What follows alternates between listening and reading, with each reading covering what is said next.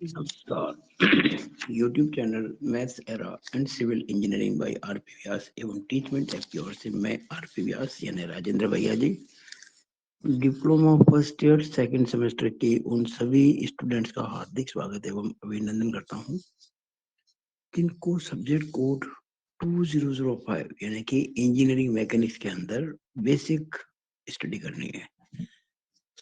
और मेरा प्रयास होगा अगर रोजाना एक वीडियो आपके लिए प्रस्तुत करूं, छोटे छोटे वीडियोस, ताकि आप इनको अच्छे से समझ सको जल्दी कम समय के अंदर। ये यूनिट 1 पे मेरा दूसरा वीडियो है। पहला जो वीडियो था वो आपने जरूर देखा होगा, जिसमें मैंने आपको बताया था कि 1 न्यूटन फोर्स क्या होता है, फोर्स का मतलब क्या होता है, फोर्स की यूनिट क्या होती है, किलोग्राम फोर्स और न्यूटन में क्या रिलेशन होता है, यूनिट्स होती हैं वो कितने प्रकार की होती है। मुख्य रूप से दो बताए थे आपको, मूल और व्युत्पन्न, फंडामेंटल एंड डिराइव्ड। फिर मैंने बल और भार का अंतर बताया था, हालांकि दोनों की यूनिट सेम होती है, न्यूटन ही होती है। मैंने आपको बहुत अच्छा एक सिस्टम बताया था जिसमें कि आपको अलग अलग यूनिट्स को बदलने में कोई दिक्कत नहीं हो। Giga, mega, kilo, hecto, deca, deci, centi, milli, micro and nano. और एक बहुत काम की चीज कि हम कहते हैं कि 1 MPa 1 mega pascal equal to 1 newton per mm² होता है। ये बहुत ही प्रचलित है, ऐसा सिस्टम ऑफ यूनिट्स में आता है। ये 1 MPa इजिकल टू m यानी मेगा को अगर हम हटाएं तो 10⁶ से गुणा करना पड़ेगा। बताया ना आपको, मेगा का सफिक्स होता है 10⁶। अगर मैं कहूँ 1 मेगा पास्कल में कितने पास्कल, तो 1 × 10⁶ पास्कल। इसका मतलब 1 न्यूटन पर mm² के अंदर 10⁶ पास्कल होते हैं, क्योंकि एक न्यूटन पर mm² 1 MPa होता है, और 1 MPa जो होता है 1 × 10⁶ पास्कल होता है। इतना कुछ मैंने आपको कल बताया था। अब आज आगे देखिए, आज हम इस वीडियो में पढ़ेंगे difference between scalar and vector quantities, characteristics यानी कि अभिलक्षण किसके, बल के, फिर बल के प्रभाव क्या होंगे, what are effects of force, फिर हम पढ़ेंगे बाउस नोटेशन, बाउ के संकेत, आखिर में पढ़ेंगे आज हम बल निकाय, सिस्टम ऑफ फोर्सेस। हम बहुत संक्षेप में बताने की कोशिश करेंगे। यहाँ मैं आपको एक बताना चाहूंगा बात, कि मैं ये जो वीडियोस बना रहा हूँ ये आपकी बेसिक स्टडी के लिए है। अगर बहुत डिटेल में आप चाहते हैं पिछले कई सालों के क्वेश्चन पेपर्स को सॉल्व करना, हर चैप्टर पे बहुत अच्छे अच्छे सवाल करना, एग्जाम मटेरियल, मॉडल पेपर्स, बहुत कुछ, तो उसके लिए आप मेरी ऑनलाइन कोचिंग ज्वाइन कर सकते हैं। अगर आपको मेरी ऑनलाइन कोचिंग ज्वाइन करनी है तो आप मुझे 9521663064 जो मेरा नंबर है, इस नंबर पर अपना व्हाट्सएप मैसेज मुझे दे सकते हो, अपना पूरा परिचय देते हुए, यानी आपका नाम क्या है। कई बच्चे एक्स के रूप में सब्जेक्ट दे रहे हैं जिनके बैक है, तो आपको अपना नाम बताना होगा, ब्रांच बतानी होगी, ईयर ऑफ एडमिशन बताना होगा, और सबसे बड़ी बात कॉलेज कौन सी है आपकी वो बताना होगा। पूरा परिचय देने के बाद आप मुझे अगर इस नंबर पर व्हाट्सएप करेंगे तो मैं आपको कोचिंग के बारे में रूल्स बताऊंगा और क्या कैसे कर सकते हो वो बताऊंगा।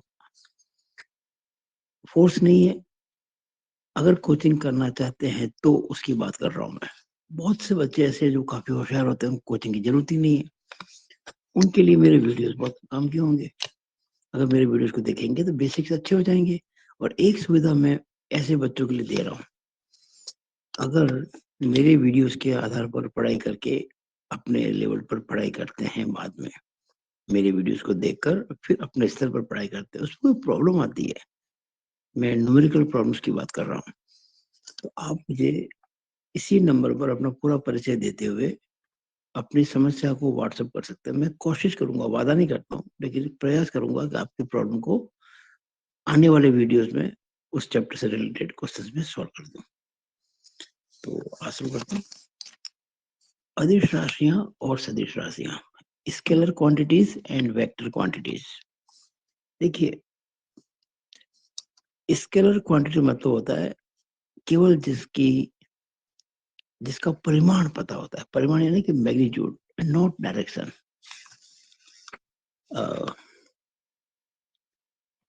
These have only magnitude and no direction।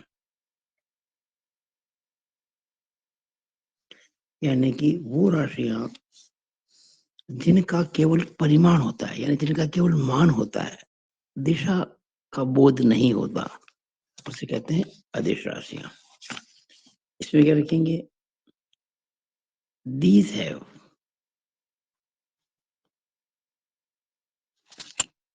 both magnitude as well as direction।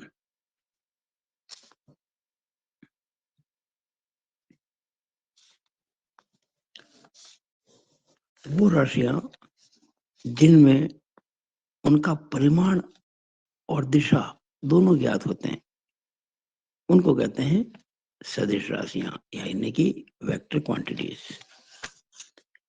अब कुछ एग्जांपल मैं आपको बता दूं अदिश के और कुछ सदिश के। तो अदिश राशि के अंदर आप देखेंगे लेंथ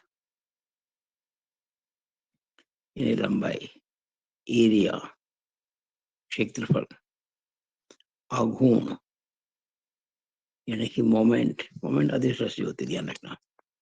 इसके अलावा दूरी।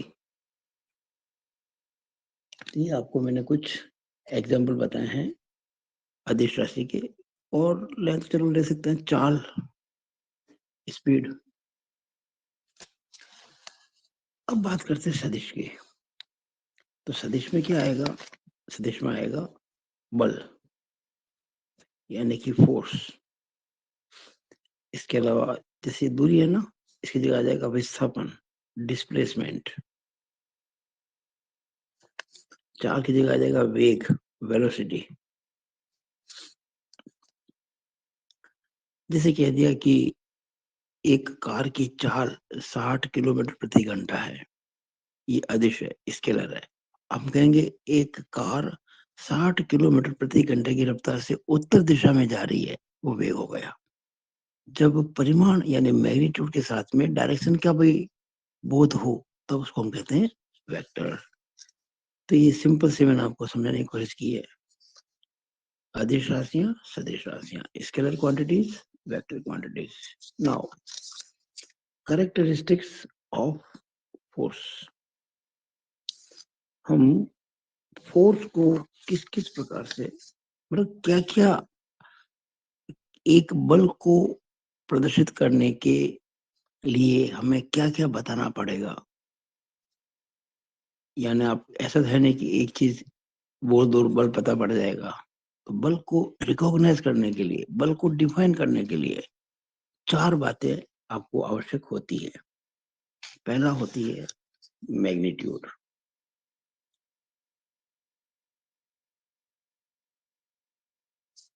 मैग्नीट्यूड यानी कि परिमाण। दूसरा होता है point of application. Point of application यानी कि क्रिया बिंदु।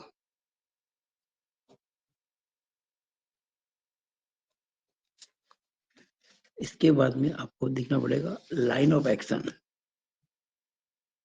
लाइन ऑफ एक्शन यानी कि क्रिया रेखा। और डायरेक्शन दिशा।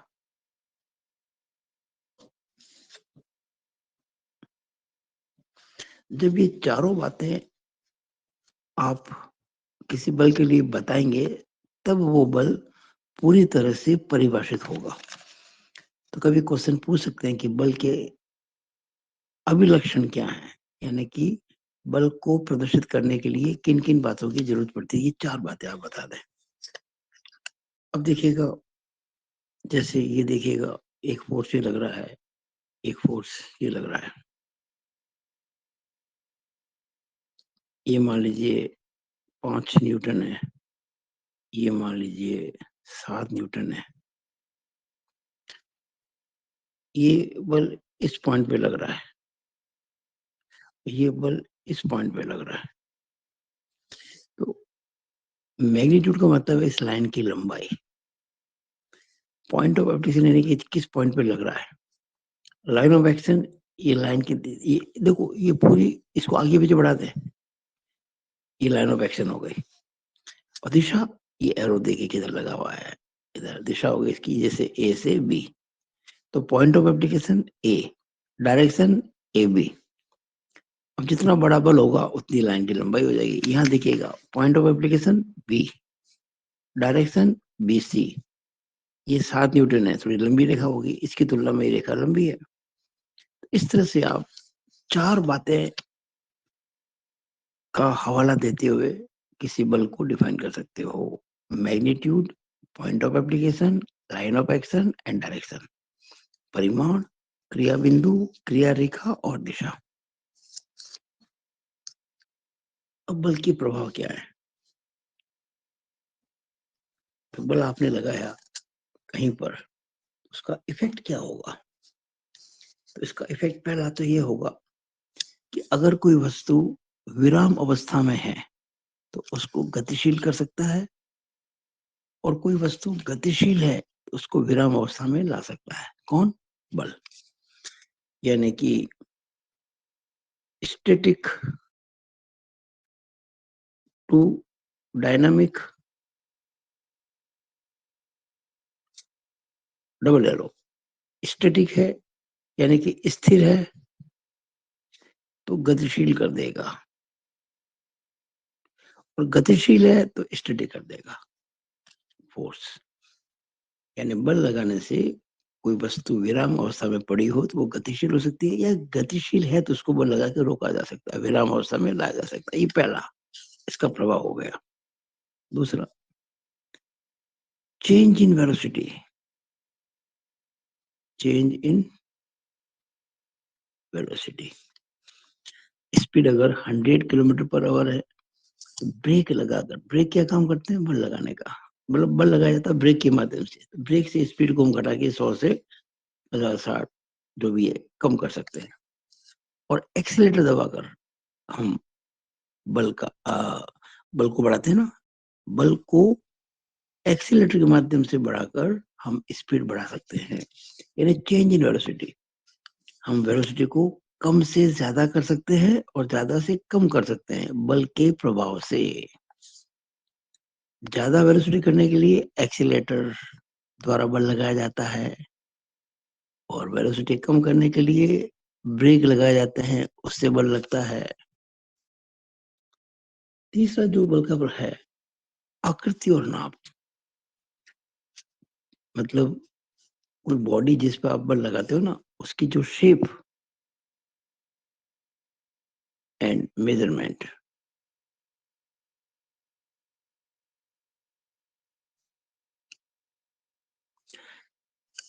शेप यानी कि किसी पिंड की आकृति, मेजरमेंट यानी उसके नाप में परिवर्तन ला सकता है।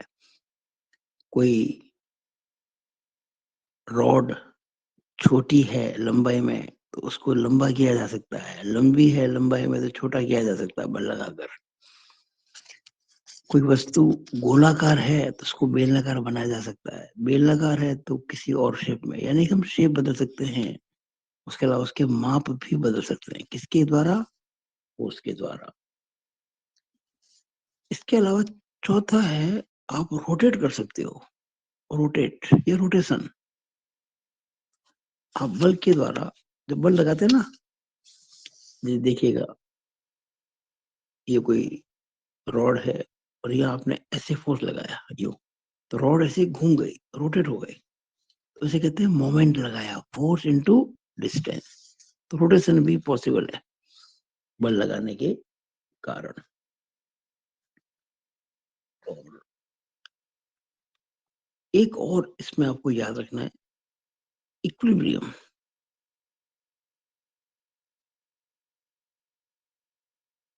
साम्यावस्था, यानी किसी बल, किसी बिंदु पर कई सारे बल लग रहे हैं, उनका रिजल्टेंट भी है और हमको लाना ही है साम्यावस्था। तो जो उनका रिजल्टेंट है उसके बराबर लेकिन उसके विपरीत उतना ही बल लगाकर हम पूरे सिस्टम को बैलेंस कर सकते हैं, उसे बोलते हैं साम्यकारी बल। तो ये सब बल के प्रभाव है। आपको ये 5 प्रभाव ध्यान रखने हैं। स्थिर वस्तु को गति प्रदान कर सकता है, गतिशील वस्तु को स्थिर बना सकता है कौन? फोर्स। वेलोसिटी को बढ़ा सकता है, वेलोसिटी को घटा सकता है फोर्स। किसी पिंड की यानी बॉडी की जो शेप और मेजरमेंट है उसको बदल सकता है, रोटेट कर सकता है, और इक्विलिब्रियम को मेंटेन कर सकता है एक फोर्स। नो, बाउस नोटेशन, बोस के संकेत। देखिए क्या होता है, जैसे मान लीजिए ये कोई फोर्स है ए बी, और ये मान लीजिए 10 न्यूटन है, तो आप इसको ऐसे शो कर सकते हैं, ये आप एरो यहाँ लगा दें, 10 न्यूटन यहाँ लिख दें, और ए बी यहाँ लिख दें, ए बी, बस। यानी जो आपने एरो शो किया ना फोर्स के लिए, उसके एक तरफ ए और एक तरफ बी लिख दें, ये फोर्स ए बी हो गया। मान लीजिए ये कोई फोर्स है 50 न्यूटन, इस तरह से, चलो इसको मैं यहाँ लिखता हूँ 50 न्यूटन, यहाँ से हटा देता हूँ। ये ए बी है, ये मान लीजिए पी क्यू है, ये पी क्यू फोर्स है 50 न्यूटन। तो आप इसके पैरेलल लाइन खींच दें, उधर है नहीं तो 50 न्यूटन वहां लिख दें, और ये पी क्यू, पी इधर लिख दें, क्यू इधर लिख दें। तो इस प्रकार से जब किसी फोर्स को हम रिप्रेजेंट करते हैं, इसे कहते हैं बाउस नोटेशन। ये ग्राफिकल मेथड में बहुत काम आता है। कई क्वेश्चन समय बाद में अगर फ्यूचर में जरूरत पड़ी ग्राफिक की सहायता से सॉल्व करना, तो उसमें बाउस नोटेशन काम में आते हैं। नाउ सिस्टम ऑफ फोर्सेस, बल निकाय। देखिए मोटे तौर पर 2 तरह के फोर्स होते हैं। पहला होता है समतलीय,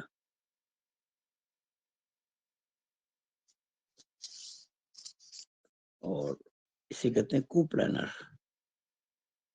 कोप्लानर। और एक होते हैं असमतलीय, असमतलीय, नॉन कोप्लानर।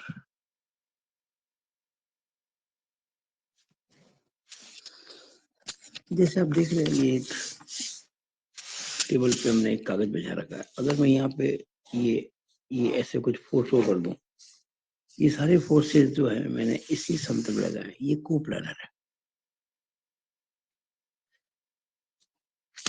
लेकिन अगर मैं कहूँ एक फोर्स तो हमारा ये है, एक फोर्स ये है, ये यहाँ नहीं है, नॉट इन द प्लेन, इस प्लेन के ऊपर कहीं है, और इस प्रकार से ये देखेगा अलग समतल में। ये एक तीसरा समतल और है, अलग अलग। यानी जैसे एक प्लेन तो ये है, एक प्लेन इसके ऊपर कहीं हो जाए, इसके समांतर नहीं होना चाहिए, तो वो कहलाते हैं फोर्सेस असमतलीय, नॉन कोप्लानर।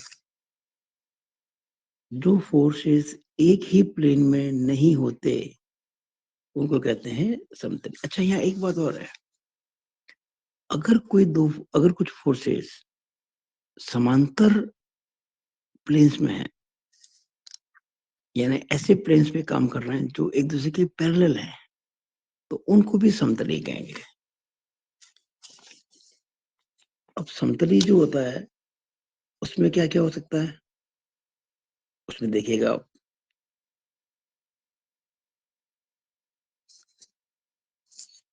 समतली में आप देखेंगे सबसे पहले हम कह सकते हैं इसके अंदर कॉनकरेंट, कॉनकरेंट यानी कि संगामी।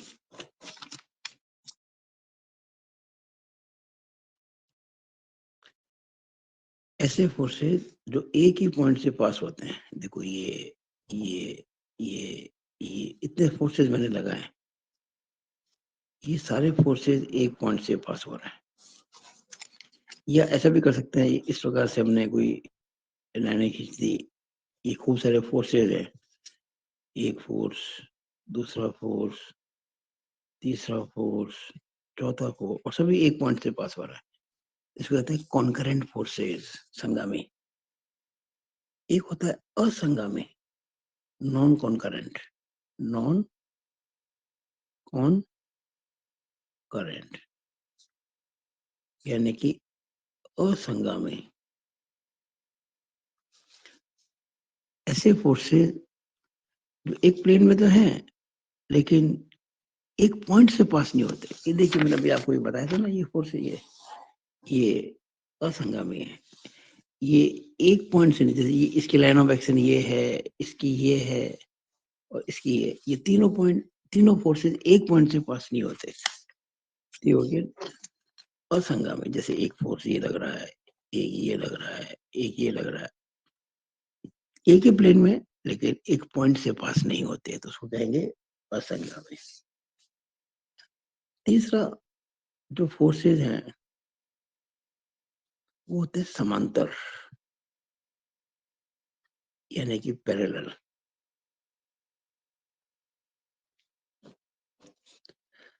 पैरेलल में भी दो प्रकार के होते हैं, लाइक एंड अनलाइक। हिंदी में कहें तो सदृश और असदृश। जैसे देखिए, ये दोनों लाइनें एक दूसरे के पैरेलल है, ये भी दो लाइनें एक दूसरे के पैरेलल है, ये दोनों फोर्स एक ही डायरेक्शन में है, तो इसे कहेंगे लाइक फोर्सेस। ये पैरेलल तो है लेकिन एक फोर्स इधर लग रहा है, एक फोर्स इधर लग रहा है, डायरेक्शन अलग अलग है। ये पैरेलल तो है लेकिन अनलाइक है, इनकी डायरेक्शन अलग अलग है। ये होगा सदृश समांतर बल, एक असदृश समांतर बल। Like parallel force, like parallel forces and unlike parallel forces। इसके अलावा होता है संरेखीय, कोलिनियर। ये बड़ा सिंपल सी बात है। जैसे मान लीजिए, ये पहला फोर्स है, ये दूसरा फोर्स है, ये तीसरा फोर्स है, अलग अलग फोर्स, अलग अलग लग रहा है लेकिन एक ही लाइन है। ऐसे फोर्सेस जिनकी लाइन ऑफ एक्शन एक ही हो, only one line of action, दो तीन चार कितने भी हो सकते हैं, उसको हम कहते हैं कोलिनियर फोर्सेस। तो अब जैसे ये संगामी असंगामी, उसी प्रकार से ये सारी कैटेगरीज इनमें भी हो सकती है। हम इन्हें क्या बोलेंगे? समतलीय संगामी बल, समतलीय असंगामी बल, समतलीय समांतर बल, समतलीय सरेखीय बल। ऐसे असमतलीय संगामी, असमतलीय असंगामी, असमतलीय पैरेलल, असमतलीय कोलिनियर पॉसिबल है। तो ये हमने आपको थोड़ा सा बताने की कोशिश की है कि बल निकाय क्या होता है। तो ये थ्योरी के क्वेश्चन कभी अगर आते हैं तो आप उनका आंसर आराम से दे पाएंगे। जैसे कि मैं आपको कह चुका हूं, आपको अगर ऑनलाइन कोचिंग लेनी हो, बहुत शानदार तैयारी करनी हो, तो आप मुझे इस नंबर पर अपना परिचय देते हुए पूरा व्हाट्सएप करके अपनी मंशा जारी कर सकते हैं। खास करके जो कमजोर बच्चे हैं, पढ़ाई में बहुत कमजोर, उनके लिए तो ये रामबाण होगा हमसे ऑनलाइन कोचिंग लेना बहुत कम फीस के अंदर। और होशियार बच्चे हैं जिनको जरूरत नहीं होती कोचिंग की, तो उनको मेरे वीडियो हेल्प करेंगे, और उनकी कोई प्रॉब्लम होगी तो मैं बिना किसी फीस के सॉल्व करूंगा। अगर वो मुझे अपना पूरा परिचय देते हुए इस नंबर पर कोई अपनी प्रॉब्लम को व्हाट्सएप करते हैं, तो आने वाले समय में उचित समय पर मैं वीडियो बनाकर और आप अगर मेरे वीडियो लगातार देखना चाहते हैं, तो क्यों नहीं आप मेरे यूट्यूब चैनल को सब्सक्राइब कर लें। सब्सक्राइब करने का फायदा ये होता है कि आपको नोटिफिकेशन मिलते रहेंगे, और मैं लगभग रोजाना एक वीडियो बनाता हूँ, रोजाना। कभी कभार छूट सकता है, लेकिन मान के चलो 7 दिन के अंदर मिनिमम 4, मैक्सिमम 5, कभी कभी मैक्सिमम 7 तक, यानी 4 से कम तो कभी नहीं होगा। 7 दिन में कम से कम 4 वीडियो आपको जरूर मिलेंगे। एग्जाम तक अगर रोजाना मिल जाए वीडियो इस प्रकार से, तो आप सोचिएगा कितनी हेल्प मिलेगी आपको। तो इसी बात के साथ में हम कह सकते हैं कि अपना वीडियो आज का समाप्त। That is all over about this video from Rajendra भैया जी। जय श्री राम।